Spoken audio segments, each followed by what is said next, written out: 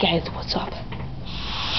Today, my pimp said that drugs are bad, but since I'm all hardcore now, I decided I'm gonna start doing weed, because it's not really bad for you. It just gets you pumped up.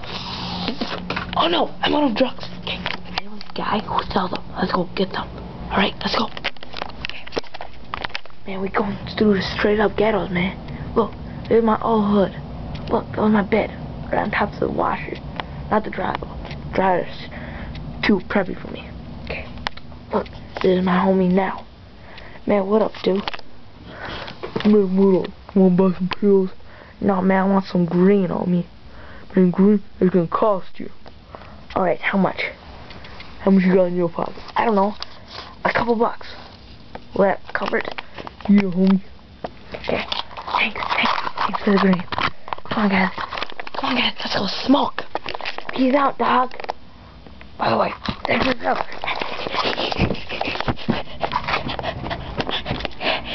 I just stole some pills. I feel hardcore. Okay. Come on. I gotta make my joint. Okay, look. Here's that green. Alright. Oh my god. I'm getting such a rush already.